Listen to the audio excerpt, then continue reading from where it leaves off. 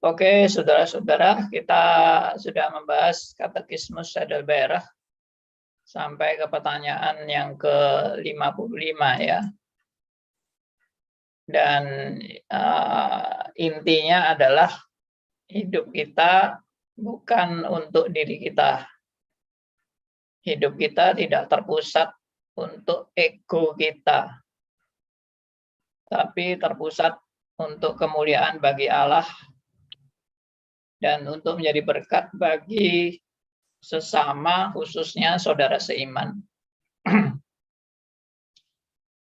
Dan bukan hanya berkat jasmani, tapi yang terutama berkat rohani, di mana kita juga menjangkau jiwa-jiwa yang belum bertobat, dan juga untuk mereka yang sudah bertobat supaya terus bertumbuh dalam kebenaran demi kebenaran. Kita sadar bahwa hidup yang bernilai dan berarti adalah bukan bernilai di hadapan manusia, tapi bernilai di hadapan Allah. Ya, syukur untuk semuanya. Dan kita sekarang menginjak kepada pertanyaan berikutnya, yaitu pertanyaan 56 dari Katekismus Heidelberg. Oke, saya minta ada teman mau bacakan buat kita. Saya pasang dulu Katekismus Heidelberg-nya.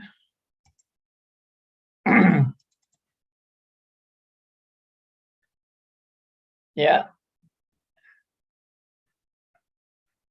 Siapa yang bisa bacakan buat kita semua? Silakan.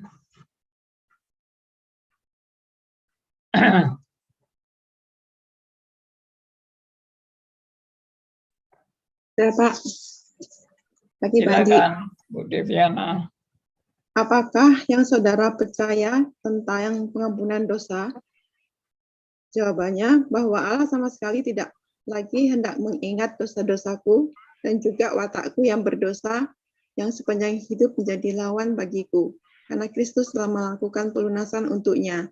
Sebaliknya, dia menganugerahkan kebenaran Kristus kepadaku karena kasih karunia, supaya aku sama sekali tidak perlu lagi menghadapi pengadilan Allah.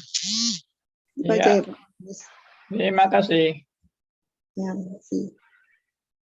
Topik kita pada kali ini adalah di pertanyaan 56, yaitu pengampunan dosa. Pengampunan dosa. Nah, apa arti pengampunan dosa?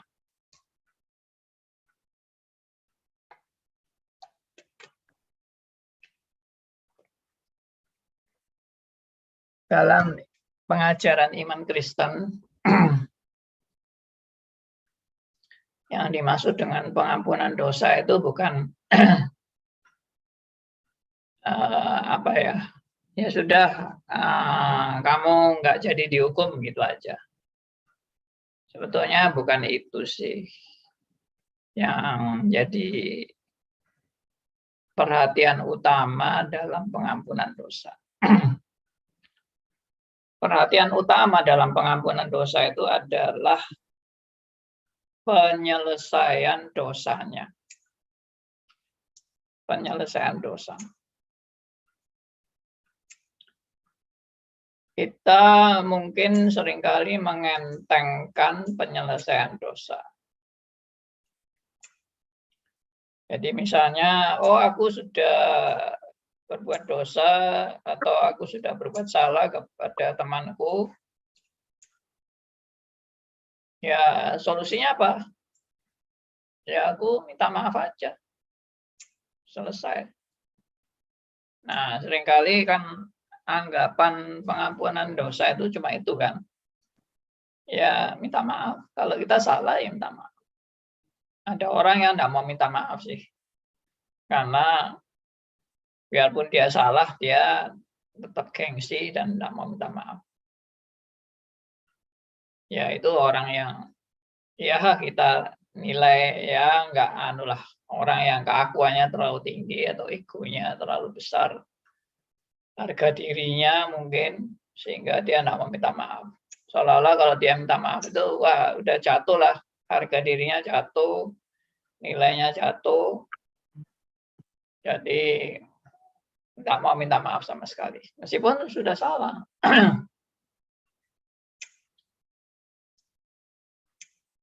Tapi juga minta maaf itu bukan murahan ya. Saya kadang-kadang lihat juga ada orang yang sedikit-sedikit minta maaf, sedikit-sedikit minta maaf. Sehingga minta maaf itu menjadi suatu yang latah dan murahan. Nah, itu juga Alkitab tidak mengajar seperti itu. Permintaan maaf itu menjadi suatu yang murahan. Tapi juga penyelesaian dosa itu bukan sekedar minta maaf selesai. Itu nggak benar. Itu bukan berita Alkitab. Nah, jadi berita Alkitab itu pengampunan dosa itu apa? Bukan hanya sekedar juga dosamu itu sudah dihapus. Sudah selesai dosamu, dihapus. Ya, tidak diperhitungkan, dilupakan. Memang itu benar, itu berita Alkitab. Bahwa dosa kita disucikan, dosa kita dihapus, dosa kita tidak diperhitungkan, dosa kita dilupakan. Bukan berarti Tuhan lupa loh ya, Tuhan nggak pernah lupa. Tapi dilupakan. Jadi kalau saudara juga mengampuni teman yang bersalah, kita nggak bisa lupa dengan kesalahannya dia, tapi kita melupakan. Lupa dan melupakan itu beda ya. Kalau lupa itu ya benar-benar nggak ingat. Kalau melupakan itu saya tidak memperhitungkan itu tadi. Saya udah anggap itu udah selesai. Ya, itu maksudnya melupakan. Tapi tetap ingat. Maksudnya enggak diperhitungkan. Jadi enggak diungkit-ungkit lagi atau enggak enggak menjadi yang kita simpen dan menjadi dendam dalam hidup kita, itu enggak. Ya itu maksudnya kalau kita mengampuni. Jadi Tuhan itu juga melupakan dosa kita. Tapi bagaimana cara Tuhan melupakan? Nah, inilah yang seringkali orang-orang yang di luar Kristen nggak paham. Ya, nggak paham solusi dosanya ini, nggak paham. Jadi saya sangat mementingkan justru bukan sekedar pengampunannya. Ya memang bahagialah orang yang diampuni dosanya, itu kan bahagia. Yang tidak diperhitungkan dosanya kan bahagia. Yang tidak dihukum juga bahagia. Yang tidak diingat-ingat lagi dosanya, yaitu bahagia. Memang bahagia, kita bahagia. Tapi kita bukan sekedar enjoy dengan kebahagiaan kita yang dosanya sudah tidak diperhitungkan lagi. Ya, kalau tidak bahagia itu ya memang aneh juga ya. Ada orang Kristen yang sudah jadi Kristen tidak bahagia. Ya itu juga orang yang nggak ngerti bahwa kalau dia jadi Kristen itu dia luput dari pengadilan Allah, dia luput daripada hukuman Allah, luput dari api neraka. Ya, dia diselamatkan, dia dari hidup yang tidak berarti menjadi berarti, tidak bernilai menjadi bernilai, tidak ada arah tujuan menjadi punya arah tujuan hidup. Ya itu kan sangat berarti sekali, bagaimana tidak bahagia malam kayak gitu. Bagaimana hidup diubahkan seperti itu. Dari nggak berarti menjadi berarti, nggak ada nilai menjadi bernilai, nggak ada tujuan menjadi bertujuan. Ya, yang tadinya untuk diri sendiri sekarang untuk kemuliaan bagi Allah, suatu yang sangat luar biasa gitu ya. Masa biasa-biasa aja. Ya aneh itu namanya. Dia mungkin justru masih nggak ngerti anugerah Allah. Tapi bukan hanya seperti itu yang tadi saya bilang. Orang Kristen bukan hanya untuk menikmati anugerah titik. Tapi Anda harus belajar menghargai anugerah Allah. Nah, itu poinnya. Poinnya bukan menikmati anugerah Allah titik. Kalau cuma menikmati anugerah Allah, ya Anda dapat anugerah Allah, Anda tetap egois. Tapi kalau betul-betul menyadari betapa berharganya anugerah Allah itu, berarti saya waktu menerima, saya nggak bisa, istilahnya nggak bisa biasa-biasa aja, atau nggak bisa cuek atau meremehkan anugerah itu, nggak mungkin. Orang yang benar-benar menyadari anugerah Allah itu sangat mahal, dia tidak akan mempermainkan anugerah Allah. Dia tidak akan meremehkan anugerah Allah itu. Dia tidak akan sebelum menerima anugerah Allah, lalu setelah menerima anugerah, sama aja. Nggak ada bedanya antara sebelum menerima dan sesudah menerima anugerah Allah. Nggak ada bedanya, itu nggak mungkin. Itu pasti error. Ya, kalau itu betul-betul pekerjaan Roh Kudus, itu wah, merubah pola hidup, merubah tujuan hidup, merubah paradigma, merubah nilai-nilai dari hidup. Wah, banyak yang diubah.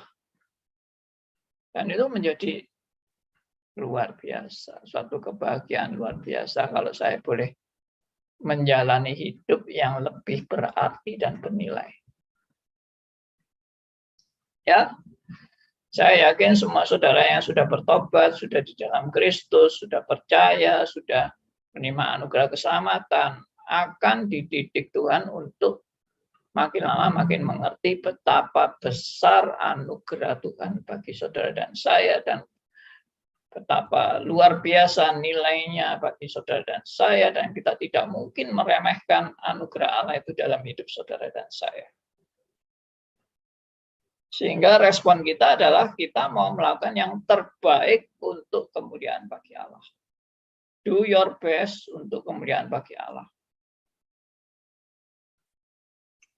Itulah semboyan, seharusnya semboyan orang Kristen. Karena aku sudah diselamatkan. Karena aku sudah ditemukan oleh Tuhan. Aku orang yang terhilang.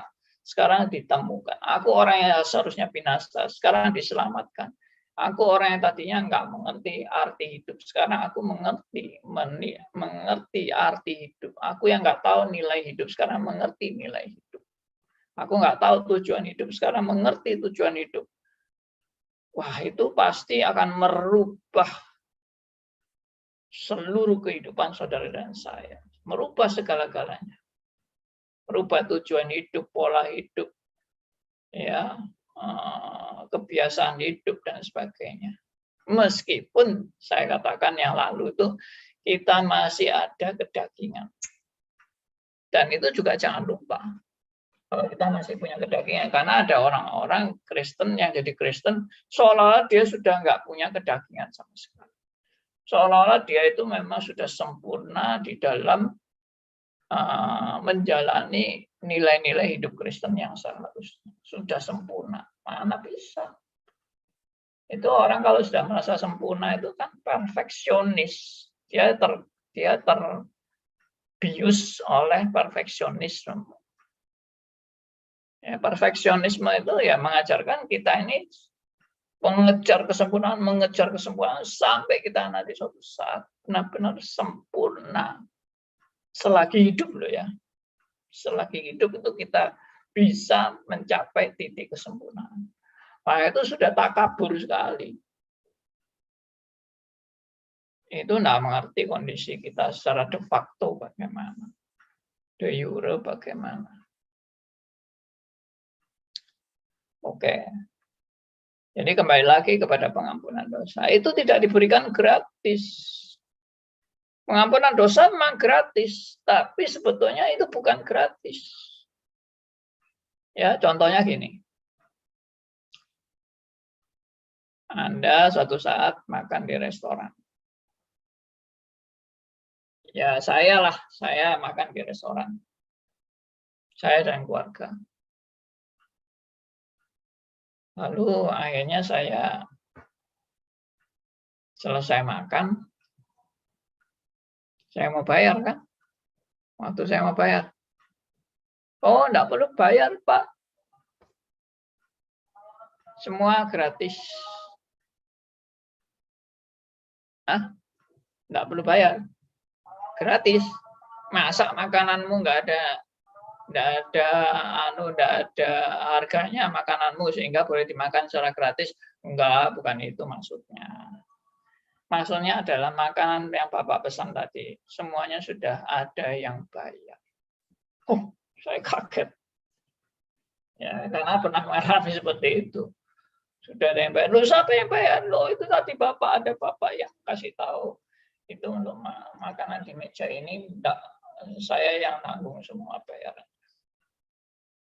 Oh, ada yang bayar. Bukan gratis. Ada yang bayar. Diberikan kepada saya memang gratis. Saya enggak perlu bayar. Tapi bukan benar-benar enggak perlu bayar. Ada yang bayar buat saya.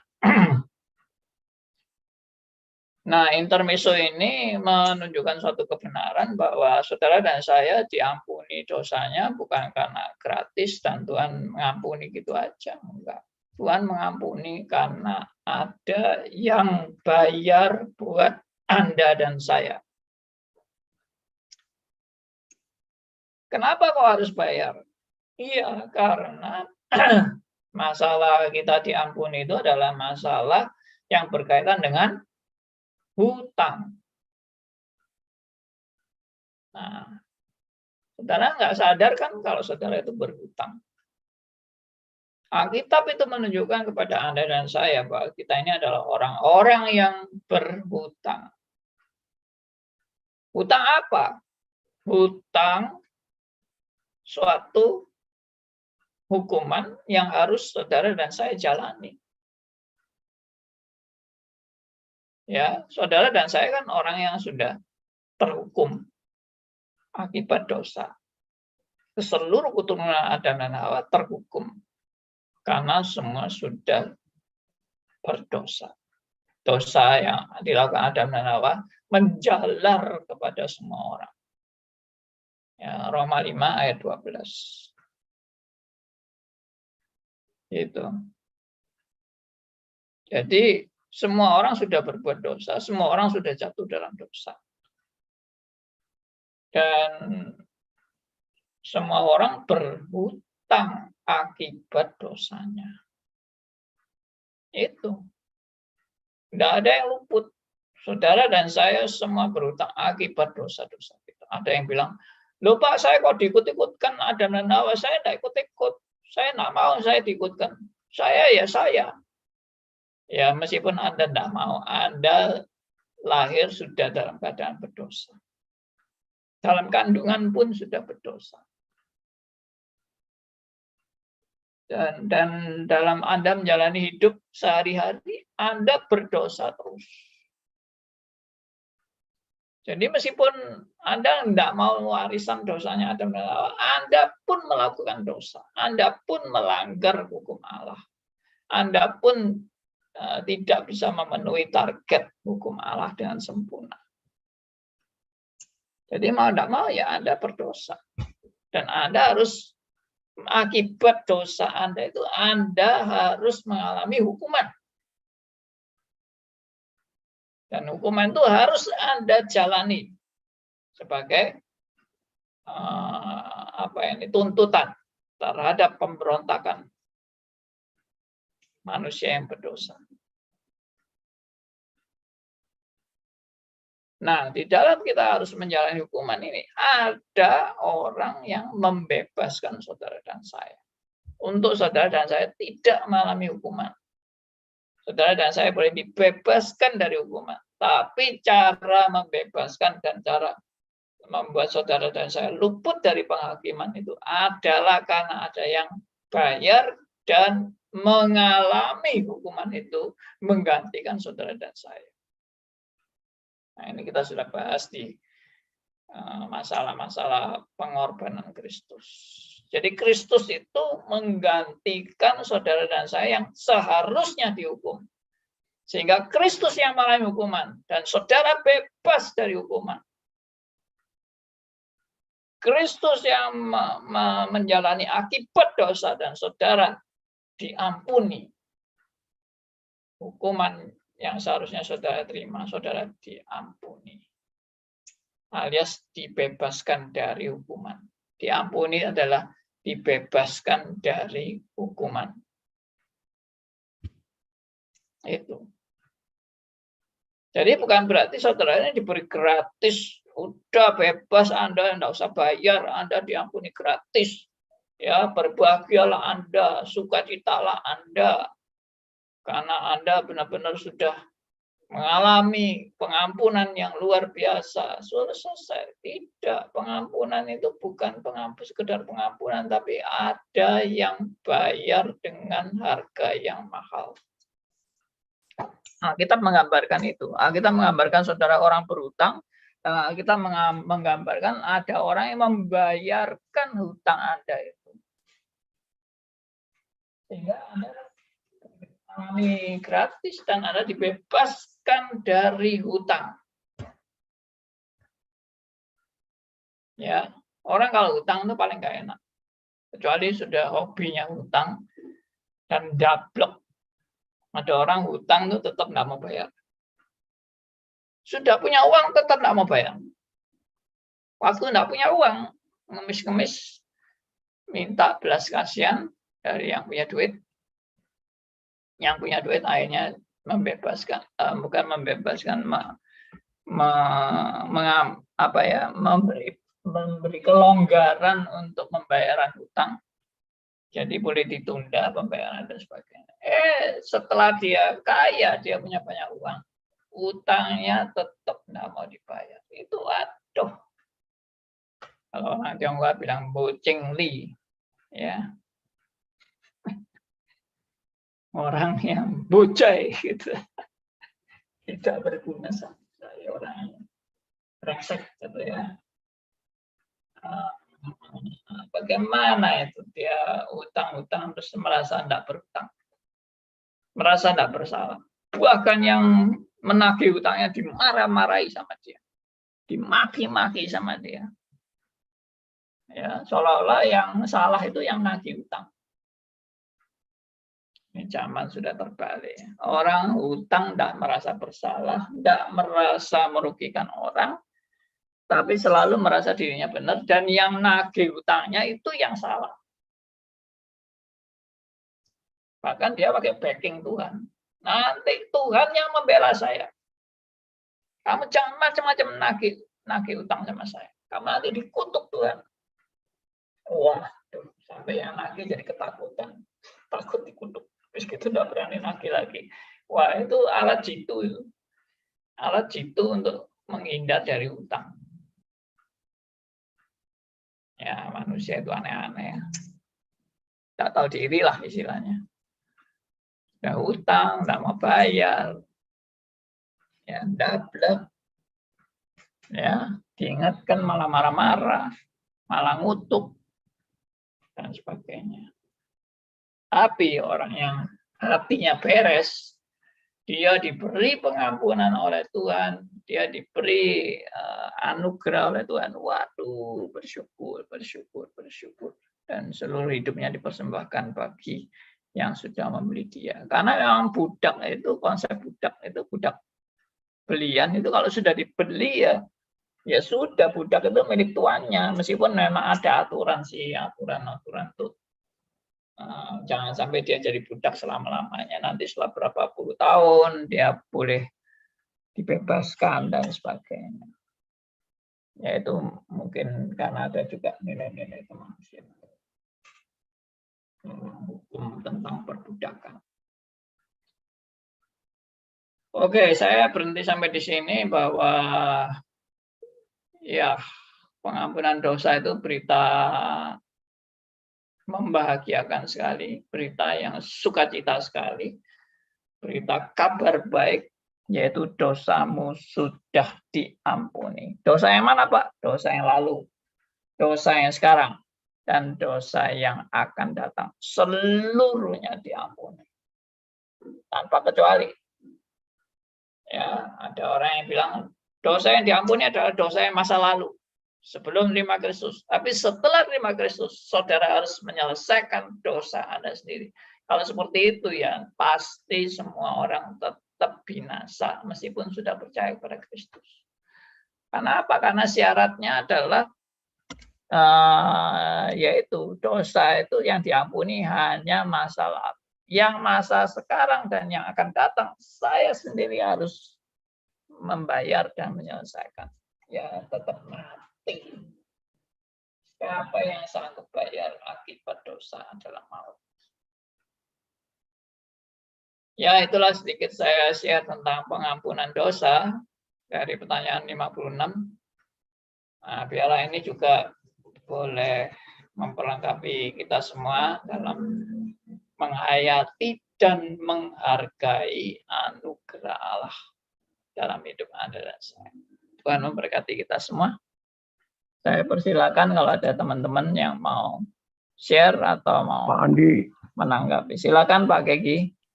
Pak Andi, saya berulang-ulang mendengarkan kaset dari Stephen Tong waktu di Bali, waktu saya masih muda.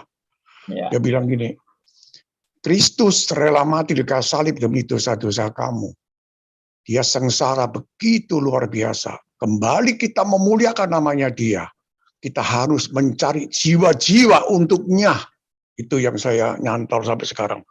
Terima kasih. Ya. Pak Gigi. Ya betul. Jadi Kristus mengampuni dosa-dosa kita supaya kita hidup memuliakan Allah. Dan hidup memuliakan Allah ya antara lain menjangkau jiwa-jiwa baru datang kepada Tuhan melalui segala sarana kita boleh pakai, ya, melalui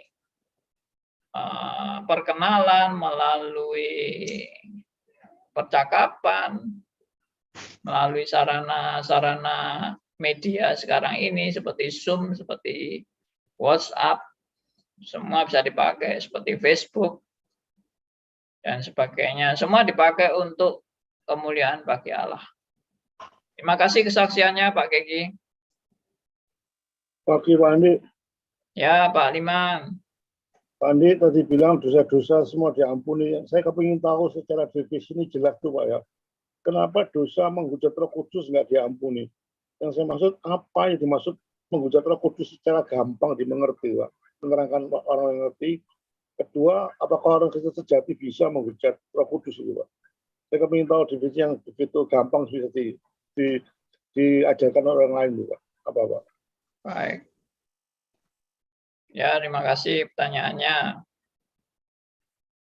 Menghujat Roh Kudus sudah saya bahas di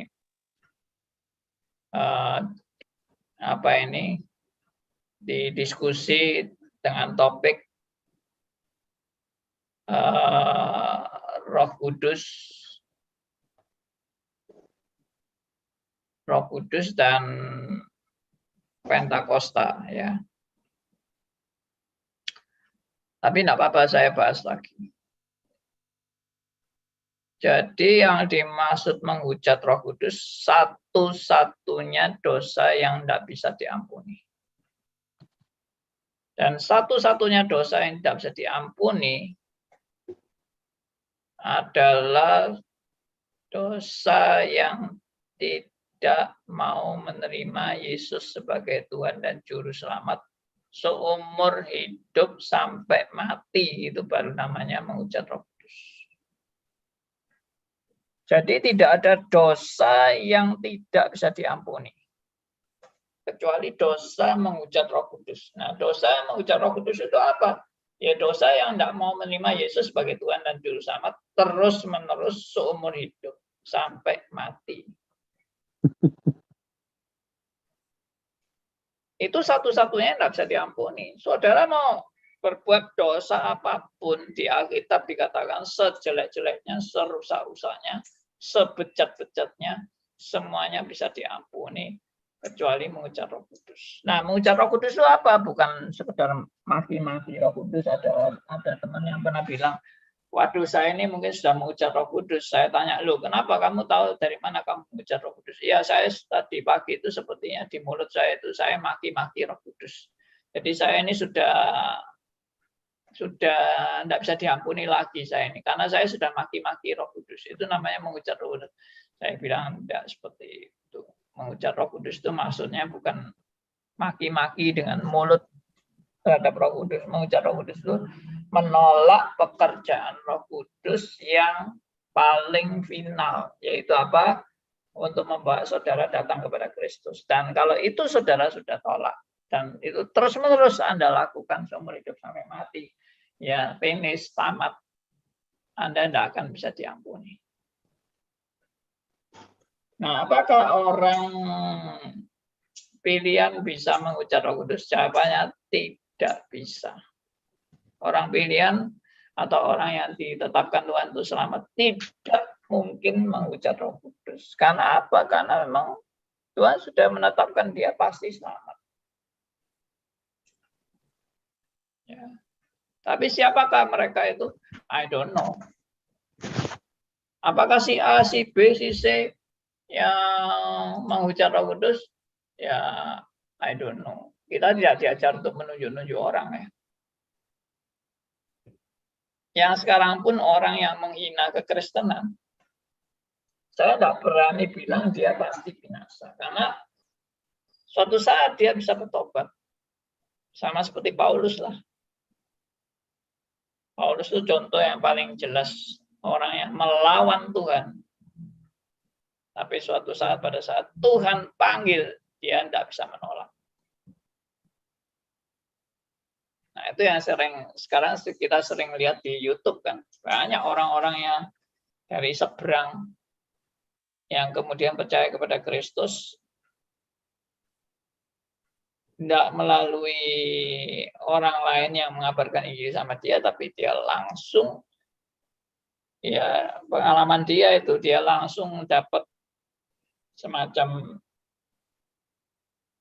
entah peristiwa unik dalam pengalaman dia sampai dia akhirnya dihantar untuk bertemu pada Kristus. Ya, itu bagi saya luar biasa sih. Ya, tapi jangan orang tunggu pengalaman itu baru mau percaya pada Kristus. Karena Kristus sudah dipaparkan dalam Alkitab. Kadang Tuhan pakai cara-cara seperti itu untuk orang-orang yang tidak mungkin bisa percaya dengan jalan wajar.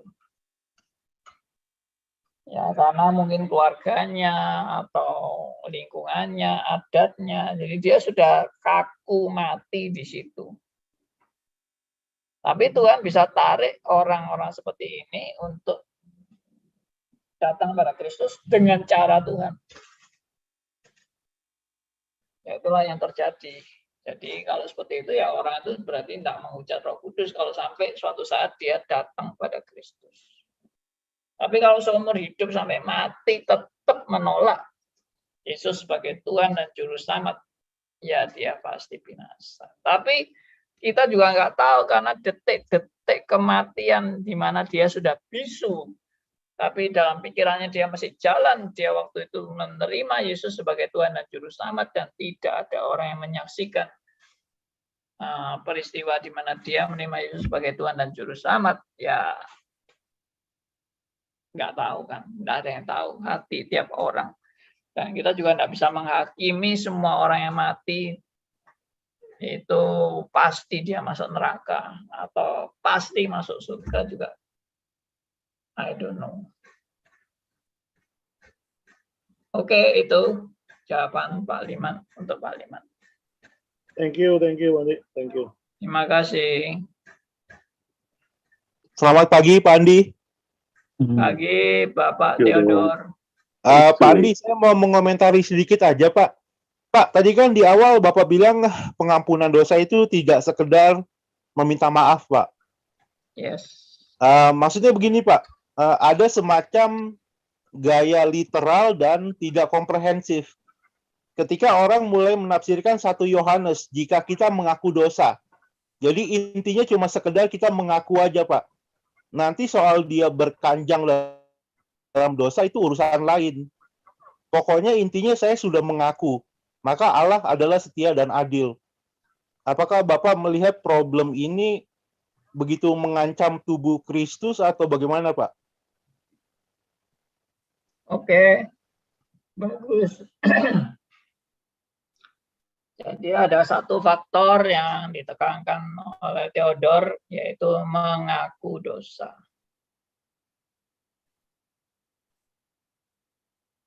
Nah, ini adalah suatu ciri kekristenan yang sudah menerima anugerah Tuhan, di mana mata rohaninya tercelik, dan dia menyadari keberdosaannya.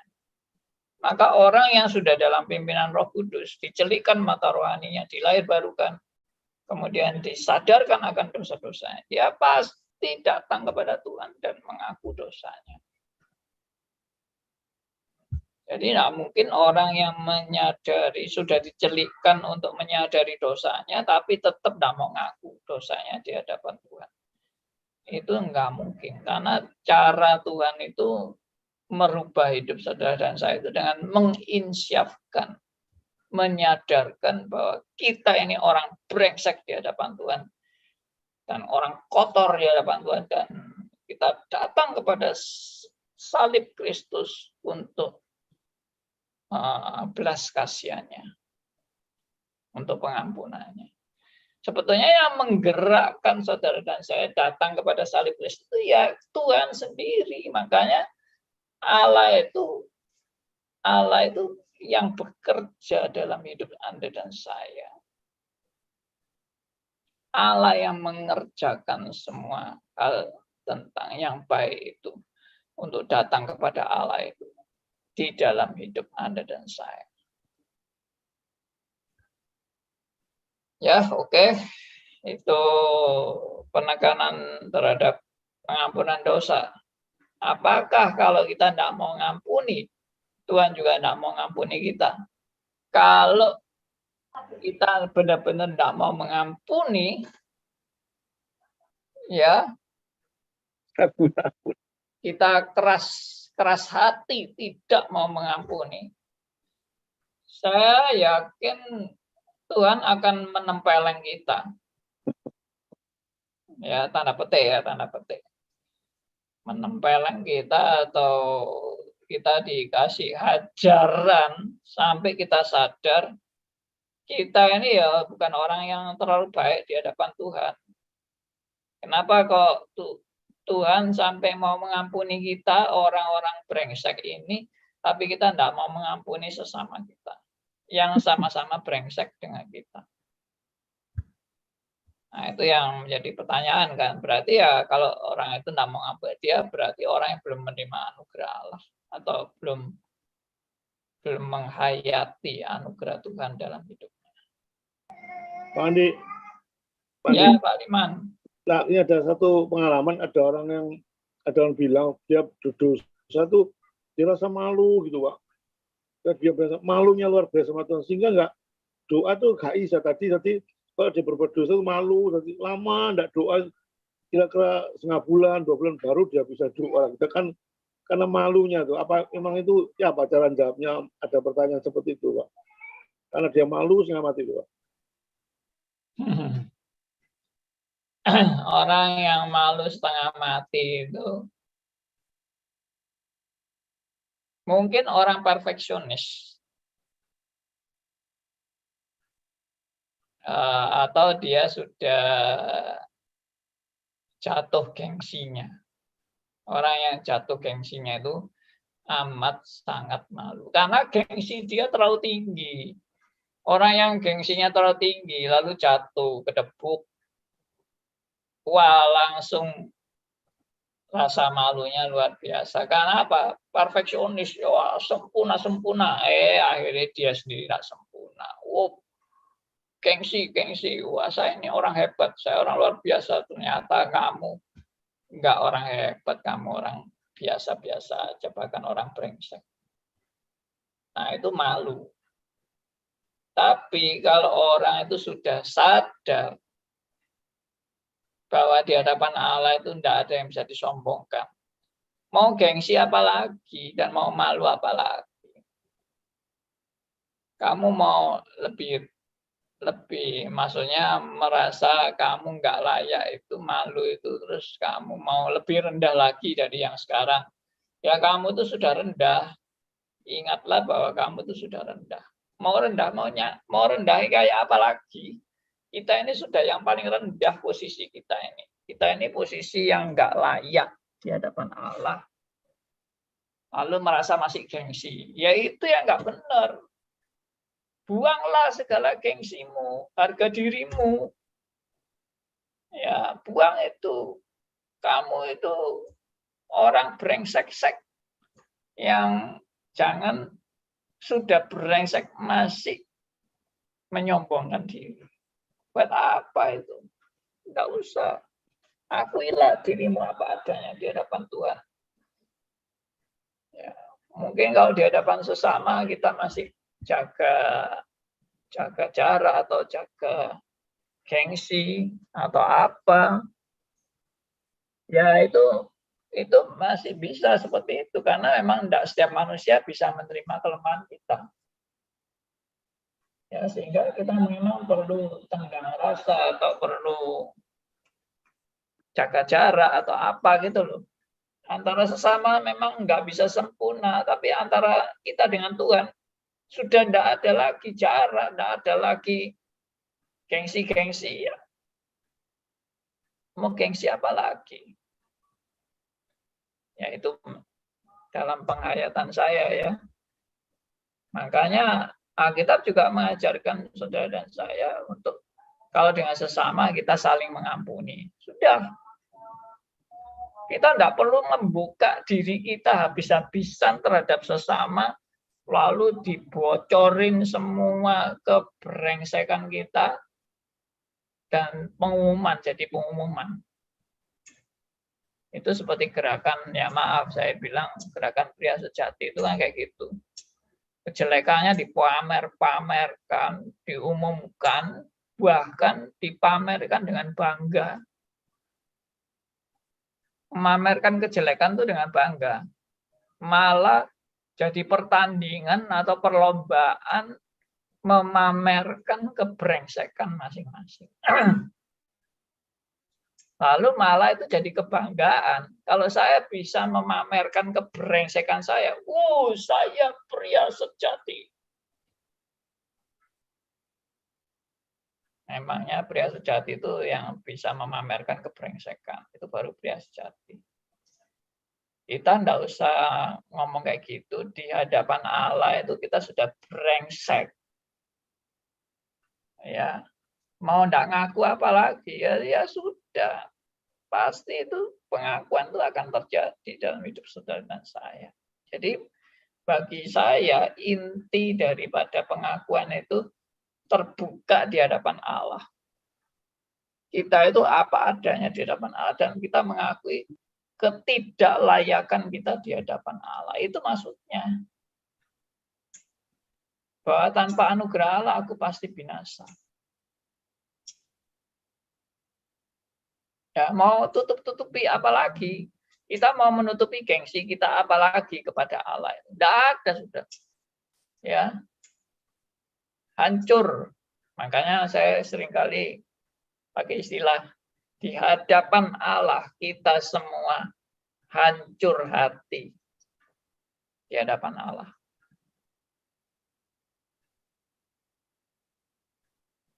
Itu. Segala hartaku hilang harganya. Segala kesombonganku, gengsiku habis lenyap di hadapan Allah. Ya, itulah kesadaran, pengakuan dosa di hadapan Tuhan. Ya, saya harap saudara menangkap spiritnya, bukan sekedar mengaku dosanya. Kalau sekedar mengaku, ada itu upacara-upacara mengaku dosa itu. Tapi saya nggak yakin upacara-upacara mengaku dosa itu betul-betul Anda tulus mengaku dosa di hadapan Allah. Anda ngaku dosa untuk pamer di hadapan manusia, kan?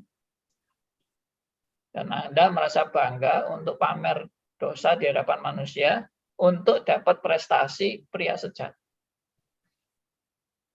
Saya nggak yakin itu orang tulus di hadapan Allah ngaku dosanya. Oke, saya harap ini menjadi pergumulan kita masing-masing di hadapan Tuhan, ya, karena kita semua nggak ada yang baik di hadapan Tuhan. Baik, silakan Pak Pandi. ya, Thank Pak you. Sugianto. Thank you. Tadi Oke, kan thank you, penjelasan. Pak. Halo.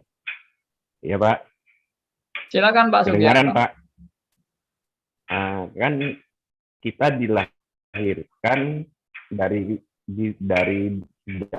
dilahirkan sudah berdosa. Nah, kalau anak-anak kita ini kan orang yang sudah ditebus oleh Tuhan Yesus sehingga kita tidak berdosa. Penjelasannya bagaimana, Pak, mengenai anak kita? Ya, anak kita tidak berbeda sama kita waktu kita lahir. Semua anak-anak kita juga orang berdosa. Dalam kandungan, dalam perut ibu, dan waktu lahir, semua anak-anak kita semuanya berdosa. Dan tidak ada yang tidak berdosa. Lalu bagaimana anak kita ini boleh mengalami anugerah keselamatan? Ya, semua karena kasih karunia Allah. Anugerah keselamatan itu kita. Nah, fungsi kita sebagai orang tua adalah bersaksi kepada anak-anak kita tentang jalan keselamatan. Nah, sambil kita berdoa buat anak-anak kita akan belas kasihan Tuhan bagi mereka. Karena kita juga nggak tahu anak kita bakal selamat atau enggak, juga nggak tahu. Mereka sungguh-sungguh orang yang lahir baru atau tidak, ya. Aku nggak tahu. Mereka sungguh-sungguh ditetapkan Tuhan selamat atau tidak, aku juga nggak tahu. Tapi secara alkitabiah tidak ada jaminan anak orang Kristen pasti selamat. Tidak ada jaminan itu. Anak orang Kristen ya bisa binasa. Karena keselamatan itu kembali lagi bukan karena orang tuanya, tapi keselamatan itu karena anugerah Tuhan. Ya, buktinya di Alkitab kan Daud juga diselamatkan, tapi anak-anaknya apa semua diselamatkan? Tidak ada jaminan juga. Samuel juga diselamatkan, tapi anak-anak Samuel diselamatkan apa enggak? Malah kemungkinan besar tidak selamat, karena lihat perbuatannya dan kesaksian hidupnya sama sekali tidak bertobat.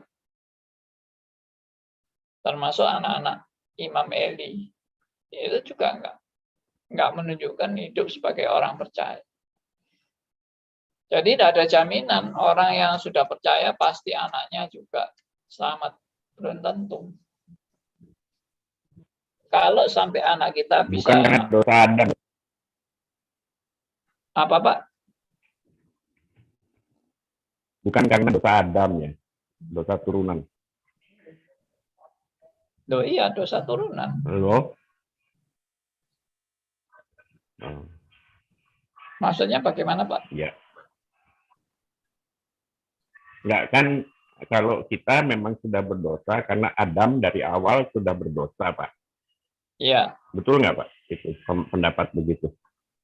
Nah, Iya, apakah ya, termasuk anak-anak kita begitu, juga. anak kita itu juga mengandung dosa Adam? Oh iya, iya.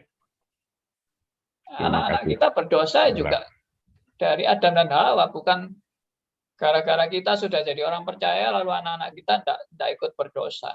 Ya tetap berdosa karena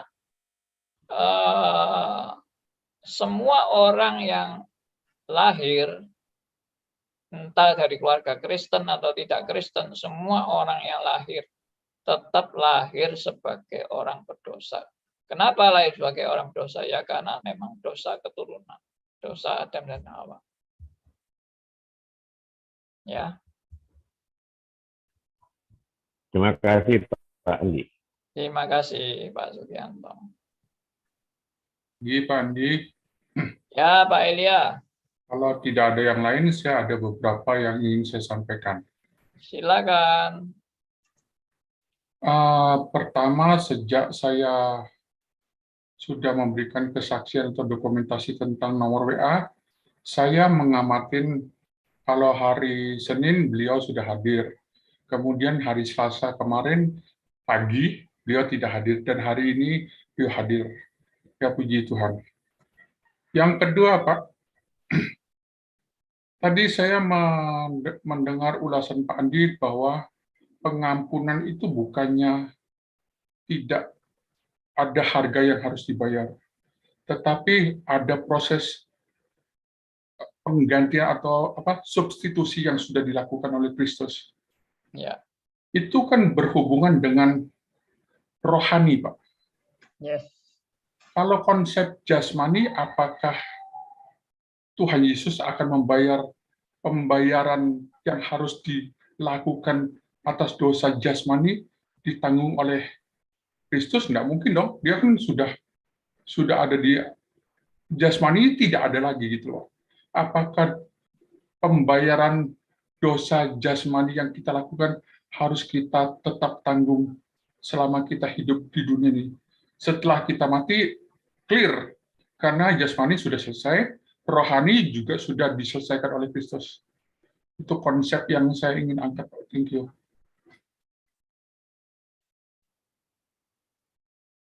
Saya selama ini sih penghayatan saya kok nggak ada dosa rohani, dosa jasmani. Selama ini penghayatan saya dosa ya dosa yang mencakup seluruh hidup kita. Dan tidak ada dosa jasmani, dosa rohani, semua dosa itu dosa di hadapan Tuhan. Dan itu mencakup secara fisik maupun secara rohani, semuanya ya berdosa di hadapan Tuhan. Dan yang dibayar oleh Tuhan itu adalah akibat dosa. Akibat dosa atau hutang dosa. Dan hutang dosa itu cuma satu. Upah dosa adalah maut. Dan yang dibayar Tuhan Yesus adalah maut. Dan saya tidak mengartikan jasmani rohani dalam hal Tuhan Yesus menyelesaikan dosa yang dibayar, yaitu hutang dosa adalah maut. Itu adalah keseluruhan hidup manusia seutuhnya. Ya, jadi masalah jasmani rohani itu ya tidak terpisahkan ya di dalam hal berdosa itu. Lalu bagaimana tadi solusinya? Apakah kalau apakah kalau tubuh fisik kita mati selesai? Saya kira kok jalan pikirannya bukan gitu ya. Kita ini sudah selesai ditebus oleh Kristus, sudah dibayar lunas, dan tidak ada lagi yang harus kita bayar. Sudah finish. Penebusan Kristus itu mencakup keseluruhan dengan sempurna. Tidak ada hutang dosa kita yang belum dibayar oleh Kristus. Dan jangan bilang Kristus hanya bayar rohani, jasmaninya belum dibayar. Lalu jasmaninya kita bayar sendiri. No. Itu tidak pernah ada konsep gitu. Menurut saya loh ya. Menurut penghayatan saya, kebenaran yang selama ini saya pelajari itu tidak dipisah. Jadi Kristus sudah membayar lunas segala hutang dosa kita. Lunas, tuntas, total, selesai. Nah, lalu kematian jasmani tadi disebutkan, itu bukan untuk saya bayar hutang dosa saya dengan kematian jasmani? Enggak. Saya mati jasmani itu untuk menggenapi rencana Allah. Bahwa saya harus pulang ke rumah Bapa. Dan bahwa tugas saya selesai di dunia. Dan bahwa saya nanti pada akhir zaman akan dibangkitkan dengan tubuh mulia. Yaitulah proses kematian jasmani. Jadi kematian jasmani itu bukan kutuk bagi orang percaya. Kematian jasmani itu bukan hukuman bagi orang percaya. Kematian jasmani bukan bayar dosa bagi orang percaya. Kematian jasmani adalah berkat, di mana saya harus melalui gerbang itu untuk pulang ke rumah Bapa dan untuk saya mendapat mendapat tempat yang sudah disediakan di sana dengan segala pahalanya. Dan saya akan mengalami kebahagiaan yang paling puncak melalui kematian jasmani itu. Dan saya akan kembali lagi dengan tubuh kebangkitan pada hari kiamat. Kira-kira begitu Pak Elia. Ya, saya mengangkat ini kenapa? Karena di Perjanjian Lama mata ganti mata, jadi itu jasmani, Pak. Di Perjanjian Baru sekarang pun juga begitu. Kalau kita membunuh dan pemerintah adalah wakil Tuhan juga untuk menjaga ketertiban kemasyarakatan, mengatakan hukuman mati. Mati juga kita, Pak, untuk membayar kesalahan yang ditetapkan hukuman mati.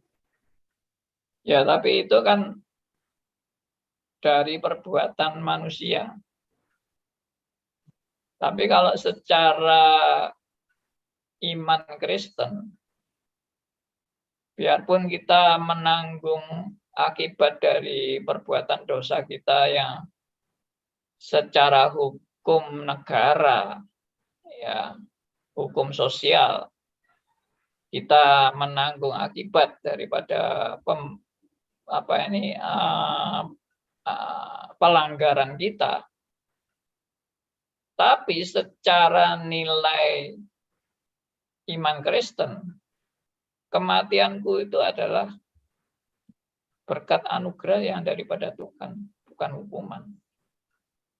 Ya, itu secara kerohanian iman Kristen. Tapi yang tadi saya angkat adalah secara fisik, Pak. Fisik kepada semua umat gitu. Yang kedua, Pak. Bentar, fisik kepada semua umat itu maksudnya bagaimana? Siapapun dia, yang Kristen, yang tidak Kristen, kalau membunuh pasti mengalami harus bayar. Minimal di penjara atau hukuman mati. Ya. Itu hukum negara atau hukum sosial, hukum masyarakat. Karena saya merefleksikan kemarin pada saat Pak Thomas ya, itu kesaksian hari itu sangat terkesan, Pak. Dia mengatakan pendidikan Tuhan kepada semua orang, tetapi kepada saya adalah untuk saya bertobat.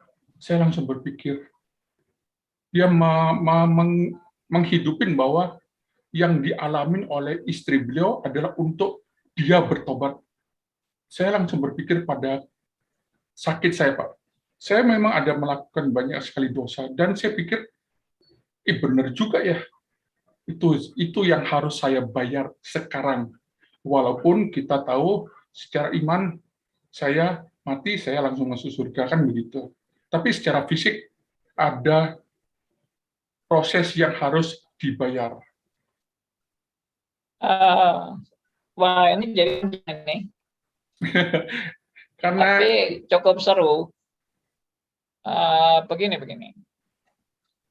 Saya kalau menganalisa tadi yang Pak Elia angkat tentang Pak Thomas, saya kok ambil kesimpulannya gini. Bukan karena kita harus bayar, tidak. Kita tidak ada lagi yang harus kita bayar, itu tidak ada.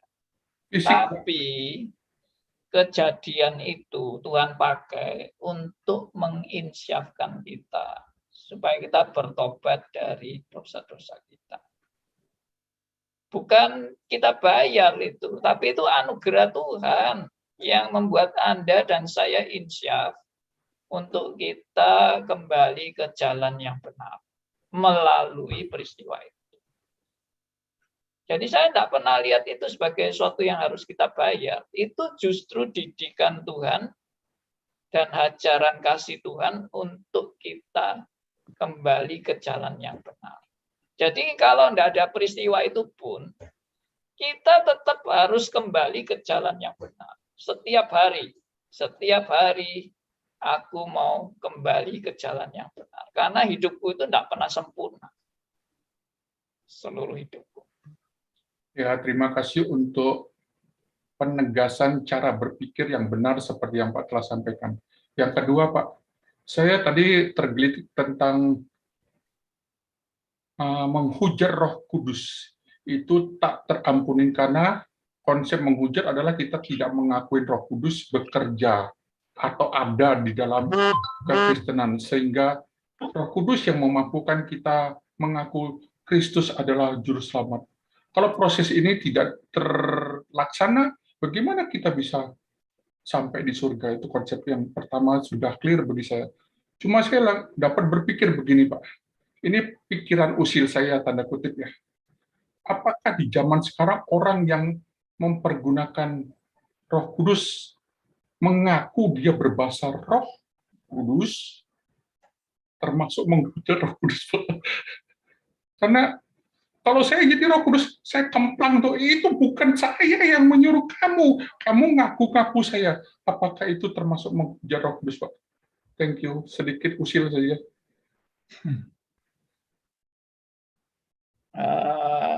Enggak. Saya enggak mendefinisikan menghujat Roh Kudus seperti itu. Jadi saya tetap konsisten menghujat Roh Kudus itu adalah menolak Yesus sebagai Tuhan dan Juru Selamat seumur hidup sampai mati. Sampai detik kematian. Tetap menolak Yesus sebagai Tuhan dan Juru Selamat. Ya itu aja satu-satunya. Yang lain-lain entah kamu mau apa, bahasa roh atau apa, mau apa hujatan-hujatan, apa dosa-dosa yang paling hebat sekalipun, itu tetap bukan menghujat Roh Kudus. Ya, sama seperti penjahat di samping Tuhan Yesus. Entah kejahatannya apa sampai dia disalib, tentunya kejahatan yang amat sangat besar. Entah dia mungkin memperkosa orang, merampok orang, membunuh orang, ya, atau ya dosa-dosa yang lain, apapun itu. Tapi karena dia sudah menerima Yesus sebagai Tuhan dan Juru Selamat, dia dapat anugerah keselamatan. Mari kita tutup dalam doa. Saya minta yang yang jauh ini, kalau tidak salah di Medan ini, Cinme. Cinme bisa pimpin doa? Bisa, Pak. Ya, silakan. Terima kasih Tuhan Yesus, kami sudah mendengarkan firman Tuhan pada pagi hari ini. Tuhan berkati hamba-Mu, berkati juga jemaat teman-teman yang sudah mendengarkan. Kiranya kami bertemu dengan firman Tuhan dan menjadi pelaku firman Tuhan. Terima kasih berkati hari ini kami supaya kami beraktivitas juga dengan sukacita dan juga ingat Tuhan. Ya Tuhan, ya berkati Tris, saya lebih maju lagi di masa akan datang. Terima kasih Tuhan, dalam nama Yesus kami bersyukur. Amin. Amin.